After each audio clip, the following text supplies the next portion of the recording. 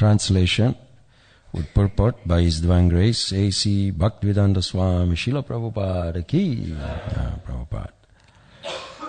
The attraction between man and woman, or male and female, always exists everywhere, making everyone always fearful. Such feelings are present even amongst the controllers like Brahma and Lord Shiva, and is the cause of fear for them. What to speak of others who are attached to household life in this material world. Please repeat after me. The attraction between man and woman, or male and female, always exists everywhere, making everyone always fearful. Such feelings are present even among the controllers like Brahma and Lord Shiva, and is the cause of fear for them. What to speak of others who are attached to a household life in this material world. Purport. As explained above, when the feelings of love and the transcendental bliss from the spiritual world are pervertedly reflected in this material world, they are certainly the cause of bondage. As long as men feel attracted to women in this material world, and women feel attracted to men, the bondage of repeated birth and death will continue. But in the spiritual world, where there is no fear of birth and death, such feelings of separation are the cause of transcendental bliss. In the absolute reality, there are varieties of feelings, but all of them are of the same quality of transcendental bliss.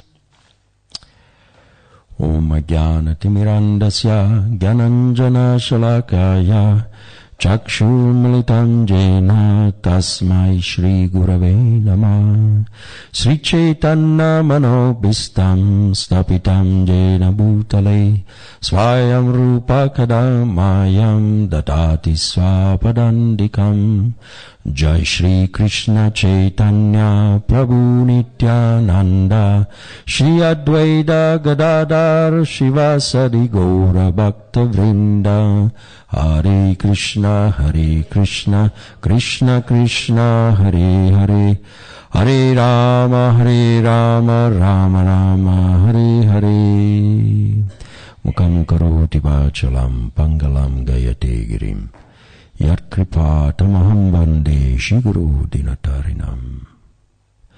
By the mercy of the spiritual master, a lame man can cross mountains. By the mercy of the spiritual master, a blind man can see stars in the sky. And by the mercy of the spiritual master, a dumb man like me can speak eloquently. Therefore, I offer my humble obeisances to the lotus feet of my spiritual master. Namo Vishnu Padaya Krishna Prishta Bhutale Shrimati Tamala Krishna Goswamini Tinamini. Namo Vishnu Padaya Krishna Prishta Bhutale Shrimati Bhaktivedanta Swamini Tinamini. Namaste Saraswati Devi Gauravani Pracharine Nirvishesha Shunnavati Paskata Desatarine. And I offer my humble obeisances to all the Vaishnavas, devotees of the Lord, present here, and those who are not present, and those who are in this material world, and those who are in the spiritual world, and those who are everywhere. Vanchakalpatarubhyascha kripa sindhubhya eva cha patitanam pavanebhyo vaishnavebhyo namo namah.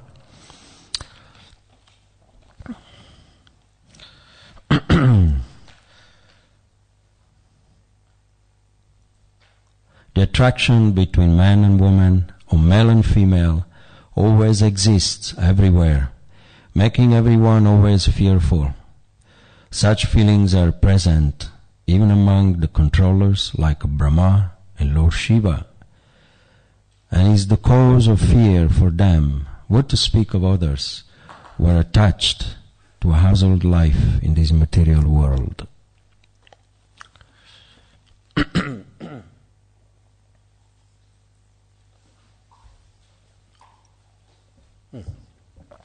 Very kind. Thank you. This is an interesting verse here, which highlight the cause of bondage for all of us. Thank you very much. Sometimes, very often, we wonder, why am I here? How did I come to be here? What was the cause of me falling down from the spiritual world? Where I come from? What is the purpose of life? Where do I want to go in my next life? Who am I? So, those are very often questions asked by a devotee, because we don't want to suffer. Well, we find ourselves in a very precarious situations. We find ourselves suffering, and we wonder why we are suffering. It is because of this, the attraction that we have for it's called Matulyahagara. That's in the Bhagavatam, the definition of attraction to the sensual life or bodily life. It's called Matulyahagara, which are the powerful bondage of sex life. And as Srila Prabhupada says here, at some point in the past, it was Madhurya Rasa, described in the Bhagavatam, that originally this attraction was Madhurya Rasa, attraction towards Krishna. But then somehow or another, it became Matulyahagara, powerful bondage of this material life. It is something, a phenomena that is present in everybody. If someone comes to you and says, I have no desire to enjoy, or I have no attraction for the opposite sex, or no sexual desire, that person is actually trying to sell you something. It's cheating you. Don't believe. In the, I think, Narada Bhakti Sutra, which was translated, was translated by Satsvarup Maharaj. A very interesting book about the brahmachari life, about the all instructions of Sri Narada Muni, which are extract from mainly from the 4th canto of the Srimad Bhagavatam. As you know, there is a story of Puranjan, how he came. Of course, it was an allegorical story. It is an allegory, it doesn't exist, but at the same time it's illustrating the life of everyone in this world. Puranjan means, Pura means city, Anjan means the king of the city, the soul. Anjan is the soul. The soul living within the city of the body, and how he came to be, how he came to this material existence, how he came in contact with the body. So, he became enamored, he became attracted by this opposite sex called Grammaka. Grammaka is the opposite sex. And vice versa, Grammaka became attracted to Puranjan. And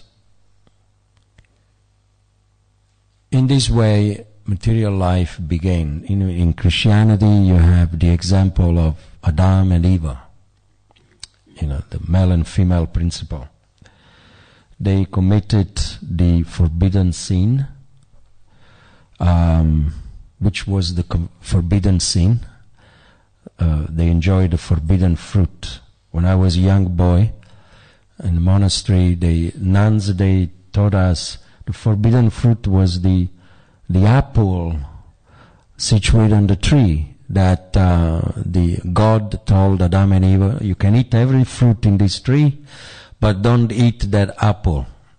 Actually, again, that was allegoric. It was something to not be rude, to not be too explicit to the children.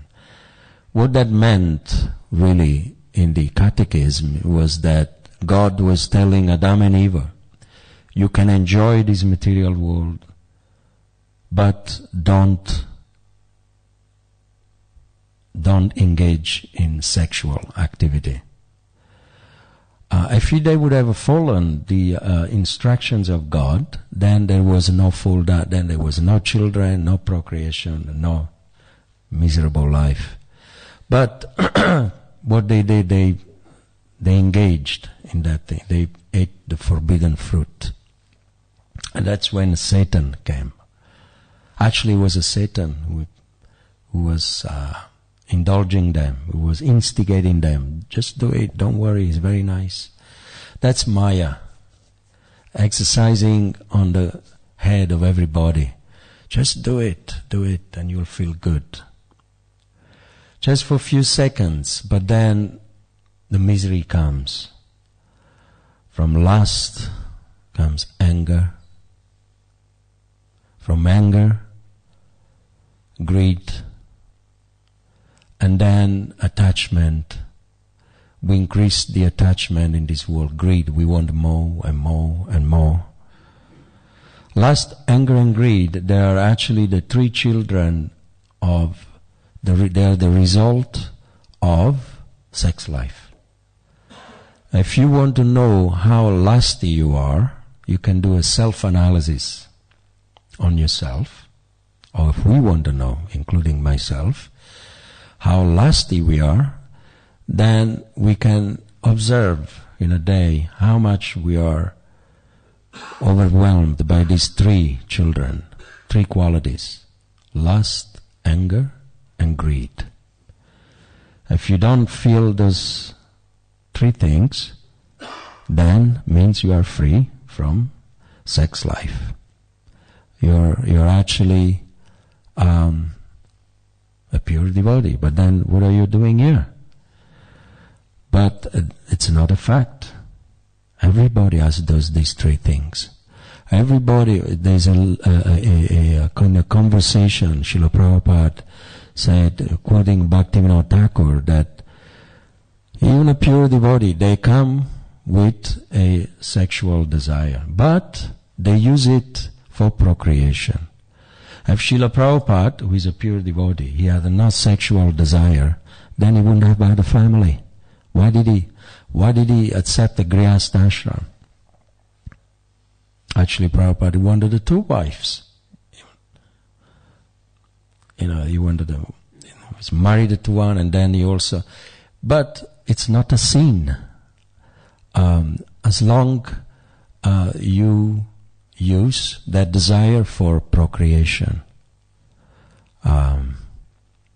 So therefore, there are devotees who come, like Nitya Siddhi, like for example Srila Bhaktisiddhanta.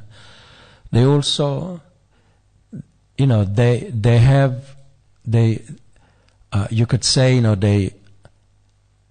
they come with a material body, but they're fully self-realized, but they check and control all these emotions.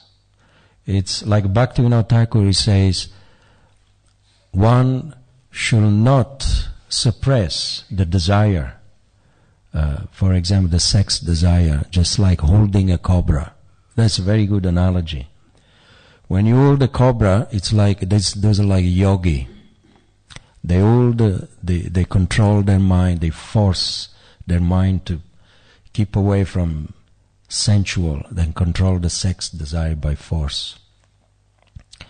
But then it's like controlling the cobra by the neck, by force.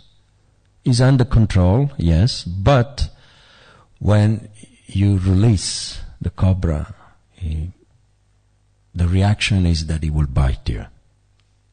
So this is the attempt of the yogis.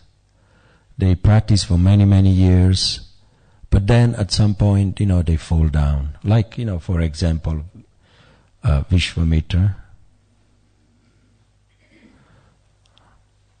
That was a nice sound. Srinivas, if you're tired, you can have a nap. Don't worry, you have my permission. Otherwise, I will wake you up. So Vishvambhara, but then on the other hand, you have like this snake enchanter. We've seen the cobra enchanter. They do control the snake, but not by force, but by sound, by mantra. So a devotee is like that. We control our desires, everything by mantra. So that the snake of sex desire does not bite us when we finish the music.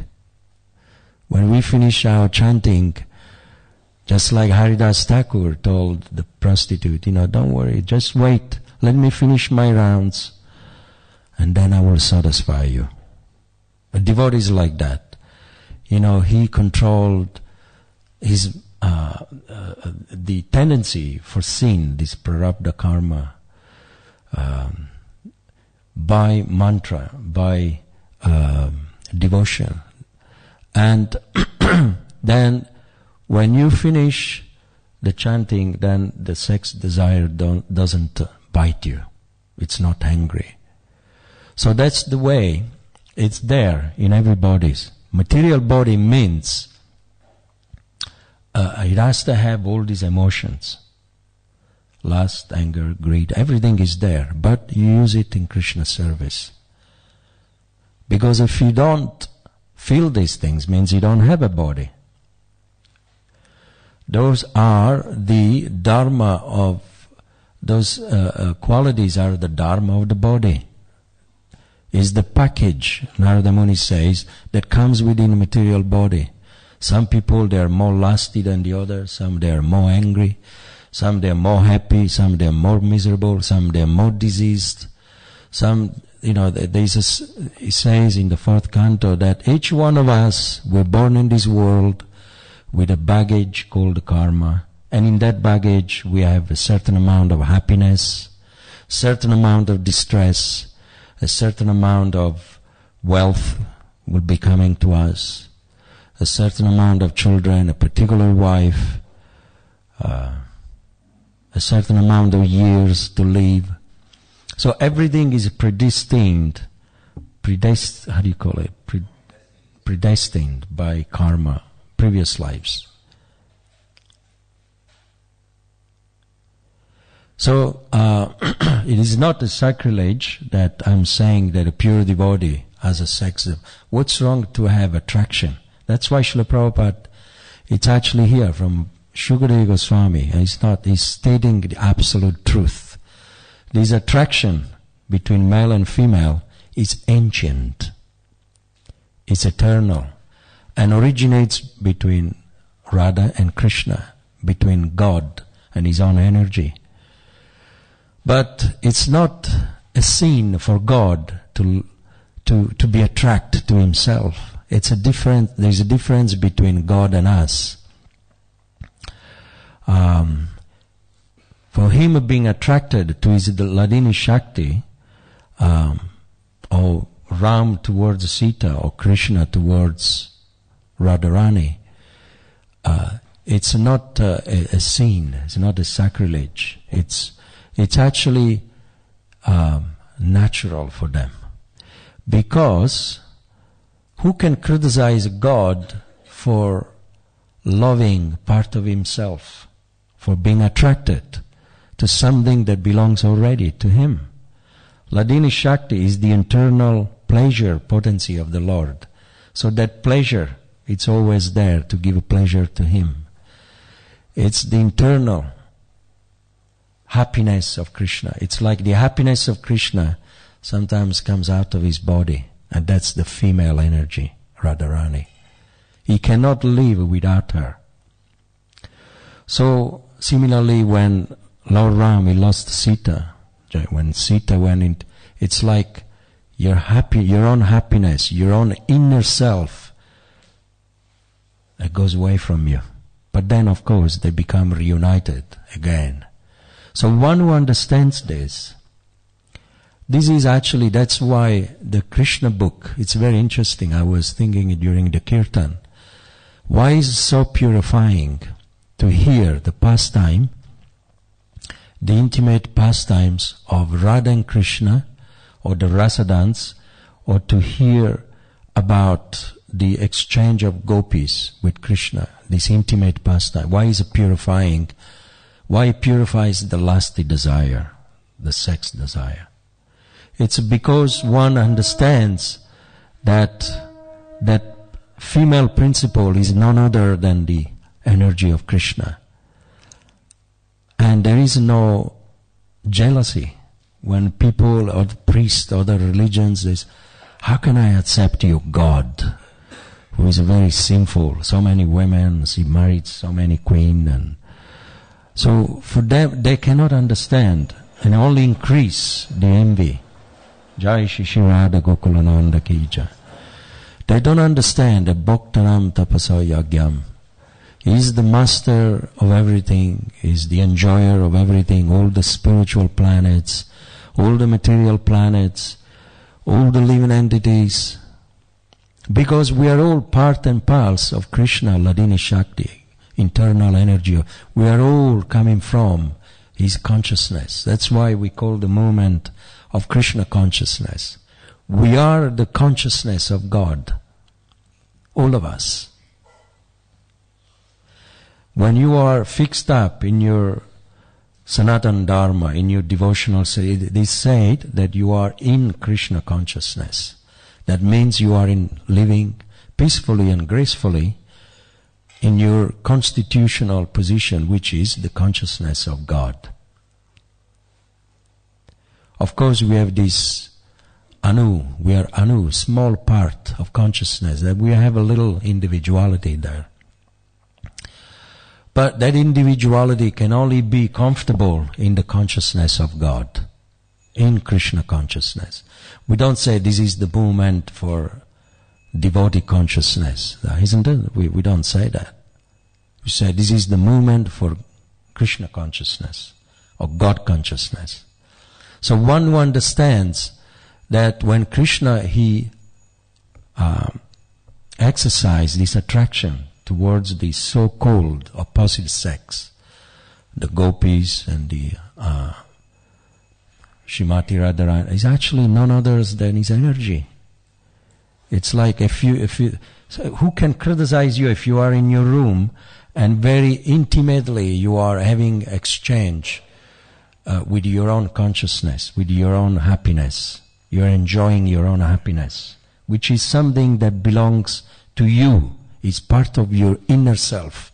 People, they cannot criticize that you are having sex with yourself. So that's in plain words, that's what it means, the loving exchange between Radha and Krishna. They're actually on a very elevated platform. Something that nobody, they're adokshaja, akunta medase. Nobody can understand this mahabhav that is going on between the superior female principle and male principle. Now, Prabhupada also, he didn't even talk about God here in the translation. He just said, what did he say? This is phenomena, such feelings are present even among the controller like Brahma and Lord Shiva, and is the cause of fear for them. What to speak of others who are attached to household life in this material world? The demigods themselves, they have this attraction because originally is in God. So, and any expansion of God is born with that attraction. So we cannot deny it. Lord Shiva, you know the pastime, is partially, is 50-50. It's a God and he's a Jiva, but he's actually, in his own category, he's a superior to all the other demigods. When he saw Mohini Murti, Mohini Devi, he became so attracted that his sex life became stipulated. It discharged semen, and that's where the great hero of Markandeya was born. Who was it, Markandeya or the other one? Kartikeya, sorry. The commander-in-chief of the demigods to fight against the demons. Of course, those are pastimes. Lord Brahma chasing his own daughter. We're not talking about any other woman, but you could see that this female attraction or male attraction is so powerful that sometimes becomes perverted into so-called like pedophile or incest. You have so many different types of attractions.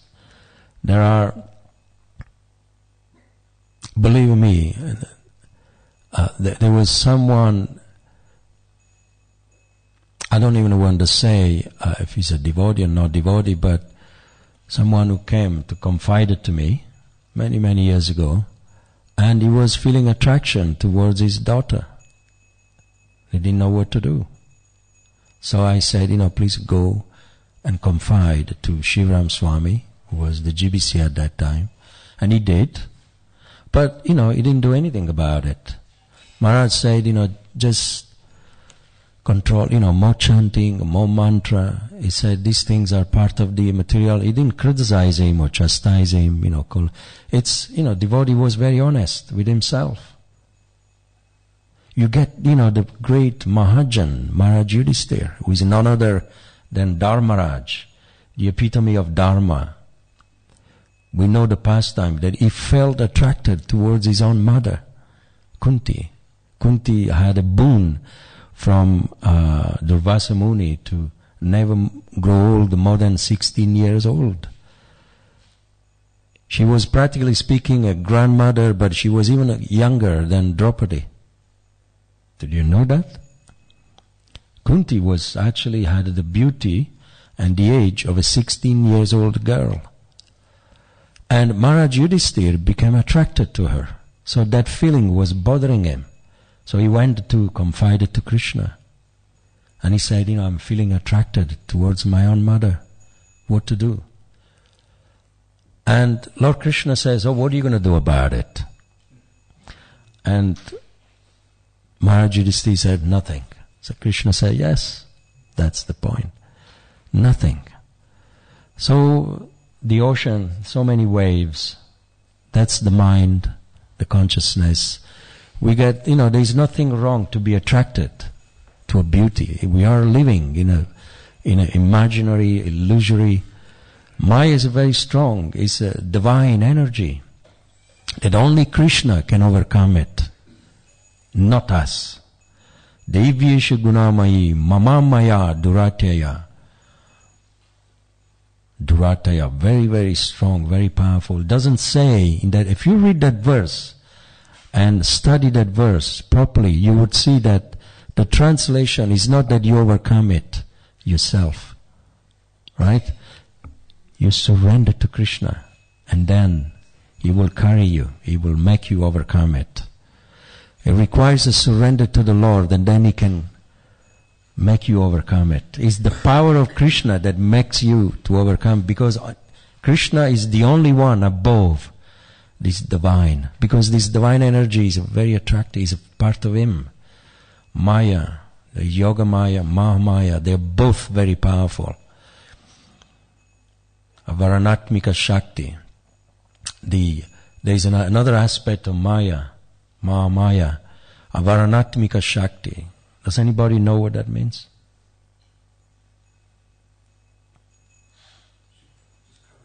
Avaranatmika is the Sanskrit word, bewildering. Bewildering energy. You have in Antaranga Shakti, you have Ladini Shakti, which is transcendental energy.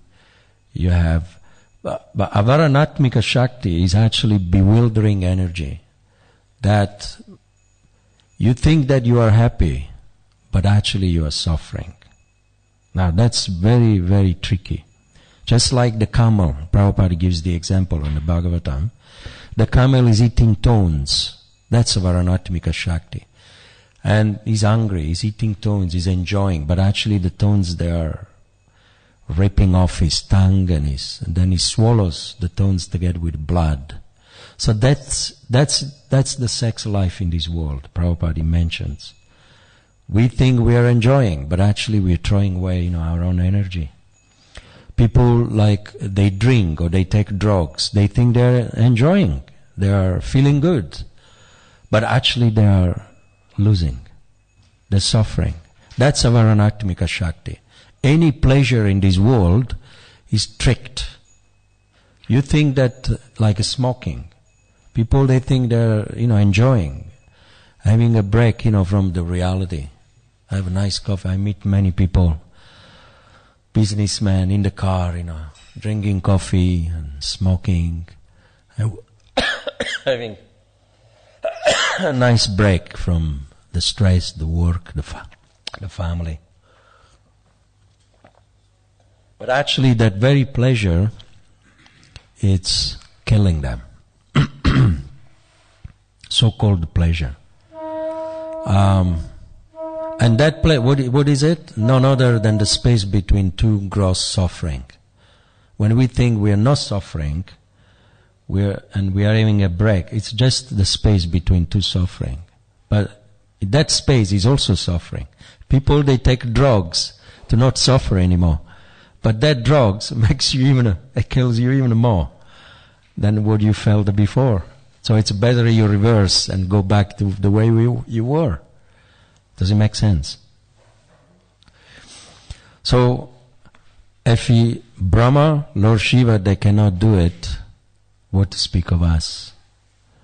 What to speak of us? Somebody asked the question before, about a few days ago.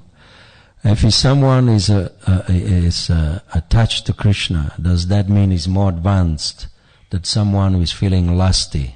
I can't remember who asked the question. And Guru, the answer is, lusty desire, it's part of the anartha-nivritti. Anartha-nivritti, if someone feels very, very, very attracted towards lusty desire, that means in that degree you are not attracted to Krishna. You can have both. Believe it or not, there are devotees, exalted devotees, they like Krishna very much. They're very intimate toward, but still also they have attraction. But, they're able to control it. But attachment to Krishna, it means ashakti. Ashakti, it comes it's two stages superior to anartha-nivritti. You have anartha-nivritti, then nishta. As soon as you get rid of all the gross anartha, doesn't mean you're not lusty anymore. That means you become free from the anartha, that the reaction of your sinful activity. But it doesn't mean that you don't feel the propensity to sin again. The propensity to sin again, it's in everybody. The propensity to sin, it's in everybody. Believe it or not, even at the Acharya, if they come if they want to, if they choose to, they can sin and fall down. But they don't choose to. Because the propensity comes with the material body. So therefore, but it's checked, it's controlled. Because the stage of attachment to Krishna, it's much more superior. So you have a nishta, someone who is a nishta, and then ruchi, you develop a taste for spiritual life. Then you have ashakti. That's the answer to your question. Ashakti means attachment, attraction towards Krishna. If we have more attraction towards Krishna than the opposite sex, in terms of lusty,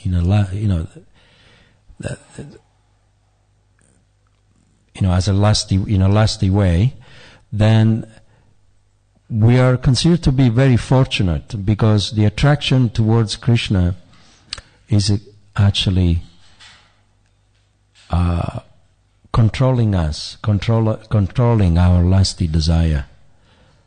And that's why we have a Grihastha ashram. Grihastha ashram means that you can regulate your sense gratification. You can regulate that attraction. You're attracted to women, there is no problem.